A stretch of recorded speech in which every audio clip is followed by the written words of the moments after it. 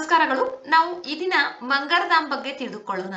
ಮಂಗರಧಾಮ್ ಇದು ಒಂದು ರಾಜಸ್ಥಾನದಲ್ಲಿರುವ ಪ್ರದೇಶವಾಗಿದ್ದು ಇದನ್ನ ಮಂಗಳಧಾಮ್ ಎಂದು ಕೂಡ ಕರೆಯಲಾಗುತ್ತದೆ. ಇದು ಇವಾಗ ಏಕೆ ಸುದ್ದಿಯಲ್ಲಿದೆ ಎಂಬುದನ್ನ ತಿಳಿದುಕೊಳ್ಳೋಣ. ಇತ್ತೀಚೆಗೆ ಮಂಗಳಧಾಮದಲ್ಲಿ ನಡೆದ ರಾಜಸ್ಥಾನ್, ಮಧ್ಯಪ್ರದೇಶ್, ಮಹಾರಾಷ್ಟ್ರ ಮತ್ತು ಗುಜರಾತ್ನ ಬುಡಕಟ್ಟು ಜನಾಂಗದವರ ಸಭೆಯಲ್ಲಿ ಪ್ರತ್ಯೇಕ ಬಿಲ್ ಪ್ರದೇಶದ ರಚನೆಗೆ ಬೇಡಿಕೆ ಇಡಲಾಗಿದೆ. ಆದ್ದರಿಂದ ಮಂಗರಧಾಮ್ ಸುದ್ದಿಯಲ್ಲಿದೆ. ಮಂಗರಧಾಮ್ ವಿಶೇಷವಾಗಿ ಬಿಲ್ ಬುಡಕಟ್ಟು ಸಮುದಾಯಕ್ಕೆ ಮತ್ತು ಇಡೀ ಭಾರತಕ್ಕೆ ಐತಿಹಾಸಿಕ ಮತ್ತು ಸಾಂಸ್ಕೃತಿಕ ಪ್ರಾಮುಖ್ಯತೆಯ ಸ್ಥಳವಾಗಿದೆ.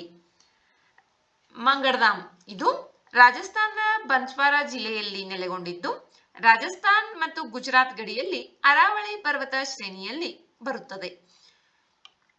ಇದನ್ನು ಯಾತ್ರಾ ಸ್ಥಳ ಮತ್ತು ಸ್ಮಾರಕವಾಗಿ ಪೂಜಿಸಲಾಗುತ್ತದೆ. ಈ ಸ್ಥಳವು 1913ರ ನವೆಂಬರ್ 17ರಂದು ನಡೆದ ಮಂಗರ್ ಹತ್ಯಾಕಾಂಡಕ್ಕೆ ಕಾರಣವಾಗಿರುವ ಸ್ಥಳವಾಗಿದೆ. ಜೀತ ಪದ್ಧತಿಯ ರದ್ದತಿ, ರಾಜಪ್ರಭುತ್ವಗಳು ವಿಧಿಸಿದ ಭಾರಿ ಕೃಷಿ ತೆರಿಗೆಗಳಲ್ಲಿ ಸಡಿಲಿಕೆಯನ್ನ ಒತ್ತಾಯಿಸಿ ಸಮಾಜ ಸುಧಾರಕ ಪೂಜ್ಯ ಸಂತ ಗೋವಿಂದ ಗುರು ನೇತೃತ್ವದಲ್ಲಿ ನಡೆದ ಬಿಲ್ ಬುಡಕಟ್ಟು ಜನಾಂಗದವರ ಮತ್ತು ಅರಣ್ಯವಾಸಿಗಳ ಶಾಂತಿಯುತ ಸಭೆಯ ಮೇಲೆ ಬ್ರಿಟಿಷ್ ಪಡೆಗಳು ದಾಳಿ ಮಾಡಿದ ಪರಿಣಾಮ ಸುಮಾರು 1500 ಬುಡಕಟ್ಟು ಜನರು ಮೃತಪಟ್ಟಿರುತ್ತಾರೆ. ಈ ಘಟನೆಯ ಕ್ರೌರ್ಯ ಮತ್ತು ಅಪಾರ ಸಂಖ್ಯೆಯ ಜೀವಗಳನ್ನು ಕಳೆದುಕೊಂಡ ಕಾರಣ ಇದನ್ನು ಆದಿವಾಸಿ ಜಲಿಯನ್ ವಾಲಾಬಾಗ್ ಎಂದು ಕರೆಯಲಾಗುತ್ತದೆ. ದಂಗೆಯ ನೆನಪಿಗಾಗಿ ನವೆಂಬರ್ನಲ್ಲಿ ನಡೆಯುವ ವಾರ್ಷಿಕ ಜಾತ್ರೆಯ ಸಮಯದಲ್ಲಿ ಈ ಸ್ಥಳವು ವಿಶೇಷವಾಗಿ ಜನದಟ್ಟಣೆಯಿಂದ ಕೂಡಿರುತ್ತದೆ. ಭಕ್ತರು ಪ್ರಾರ್ಥನೆಗಳು, ಭಜನೆಗಳು ಮತ್ತು ಸಾಮೂಹಿಕ ಭೋಜನಗಳು ಸೇರಿದಂತೆ ವಿವಿಧ ಧಾರ್ಮಿಕ ಚಟುವಟಿಕೆಗಳಲ್ಲಿ ಭಾಗವಹಿಸುತ್ತಾರೆ. ಭಾರತದ ಇತಿಹಾಸದಲ್ಲಿ ಇದರ ಪ್ರಾಮುಖ್ಯತೆ ಮತ್ತು ಬುಡಕಟ್ಟು ಸಮುದಾಯದ ತ್ಯಾಗಗಳನ್ನು ಗುರುತಿಸಲು ಪ್ರಧಾನಿ ನರೇಂದ್ರ ಮೋದಿ ಅವರು ನವೆಂಬರ್ 2022ರಲ್ಲಿ ಮಂಗರಧಾಮವನ್ನ ರಾಷ್ಟ್ರೀಯ ಸ್ಮಾರಕವೆಂದು ಘೋಷಿಸಿದ್ದಾರೆ. ಬಿಲ್ ಬುಡಕಟ್ಟು ಜನಾಂಗ. ಕೆಲವು ವಿದ್ವಾಂಸರು ಬಿಲ್ ಎಂಬ ಪದವು ಬಿಲ್ಲ ಅಥವಾ ಬಿಲ್ಲು ಎಂಬ ಪದದಿಂದ ಬಂದಿದೆ ಎಂದು ಸೂಚಿಸುತ್ತಾರೆ. ಇದರ ಅರ್ಥ ದ್ರಾವಿಡ ಶಬ್ದಕೋಶದಲ್ಲಿ ಬಿಲ್ಲು ಎಂದರ್ಥವಾಗಿದೆ. ಬಿಲ್ ಎಂಬ ಪದವನ್ನು ರಾಜಸ್ಥಾನದ ದಕ್ಷಿಣ ಭಾಗಗಳು ಮತ್ತು ಪಶ್ಚಿಮ ಭಾರತದ ಸುತ್ತಮುತ್ತಲಿನ ಪ್ರದೇಶಗಳ ಕಾಡುಗಳು ಮತ್ತು ಬೆಟ್ಟಗಳಲ್ಲಿ ವಾಸಿಸುವ ವಿವಿಧ ಜನಾಂಗೀಯ ಸಮುದಾಯಗಳನ್ನ ಉಲ್ಲೇಖಿಸಲು ಬಳಸಲಾಗುತ್ತದೆ. ಇದು ಈ ಗುಂಪುಗಳಲ್ಲಿ ಬಿಲ್ಲು ಮತ್ತು ಬಾಣವನ್ನ ಆಯುಧವಾಗಿ ಬಳಸುವ ಜನಪ್ರಿಯತೆಯನ್ನ ಎತ್ತಿ ತೋರಿಸುತ್ತದೆ. ಬಿಲ್ ರಾಜಸ್ಥಾನ ಮತ್ತು ಮಧ್ಯಪ್ರದೇಶದ ಕೆಲವು ಭಾಗಗಳನ್ನ ಒಳಗೊಂಡಂತೆ ಪಶ್ಚಿಮ ಭಾರತದಲ್ಲಿ ವಾಸಿಸುವ ವಿವಿಧ ಸ್ಥಳೀಯ ಗುಂಪುಗಳನ್ನ ಉಲ್ಲೇಖಿಸುತ್ತದೆ. ಬಂಗಾಳ ಮತ್ತು ತ್ರಿಪುರಾದಂತಹ ದೂರದ ಸ್ಥಳಗಳಲ್ಲಿಯೂ ಈ ಬಿಲ್ ಜನಾಂಗ ಕಂಡುಬರುತ್ತದೆ. ಬಿಲ್ಗಳು ಸಾಮಾನ್ಯವಾಗಿ ಮಾತನಾಡುವ ಭಾಷೆ ಇಂಡೋ ಆರ್ಯನ್ ಭಾಷೆಯ ಬೀಲಿ ಭಾಷೆಯನ್ನ ಮಾತನಾಡುತ್ತಾರೆ. ಬೀಲಿಯಲ್ಲಿ ಸುಮಾರು 36 ಗುರುತಿಸಲಾದ ಉಪಭಾಷೆಗಳಿವೆ. ಉಚ್ಚಾರಣೆ ಪ್ರದೇಶದಿಂದ ಪ್ರದೇಶಕ್ಕೆ ಬದಲಾಗುತ್ತದೆ. ಬೀಲಿ ಗುಜರಾತಿಯನ್ನ ಆಧರಿಸಿದೆ, ಆದರೆ ಬೀಲಿಯ ಉಪಭಾಷೆಗಳು ಕ್ರಮೇಣ ಮರಾಠಿ ಮತ್ತು ರಾಜಸ್ಥಾನಿ ಮುಂತಾದ ಹೆಚ್ಚು ವ್ಯಾಪಕವಾಗಿ ಮಾತನಾಡುವ ಭಾಷೆಗಳಲ್ಲಿ ವಿಲೀನಗೊಳ್ಳುತ್ತವೆ. ಬಿಲ್ಗಳನ್ನು ಗುಜರಾತ್, ಮಧ್ಯಪ್ರದೇಶ್, ಛತ್ತೀಸ್ಗಢ, ಮಹಾರಾಷ್ಟ್ರ, ರಾಜಸ್ಥಾನ್, ಬಂಗಾಳ, ತ್ರಿಪುರಾ ಮತ್ತು ಬಾಂಗ್ಲಾದೇಶದ ಗಡಿಯಲ್ಲಿ ವಾಸಿಸುತ್ತಾರೆ.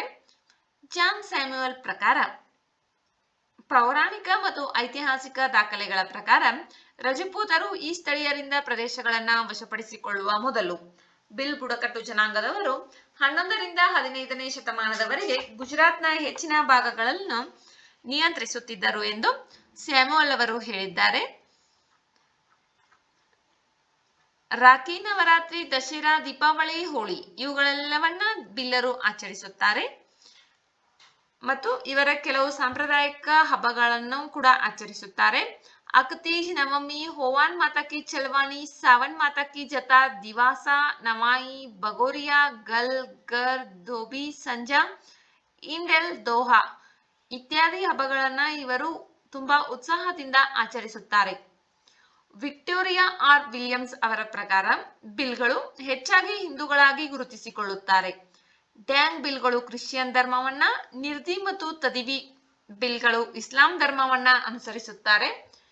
ಇತರ ಬಿಲ್ಗಳು ಸೊನಾಟನ್ ಅಂದರೆ ಸಂಸ್ಕೃತದಲ್ಲಿ ಸನಾತನ ಎಂಬ ಅರ್ಥವನ್ನ ನೀಡುವ ಧರ್ಮವನ್ನ ಅನುಸರಿಸುತ್ತಾರೆ.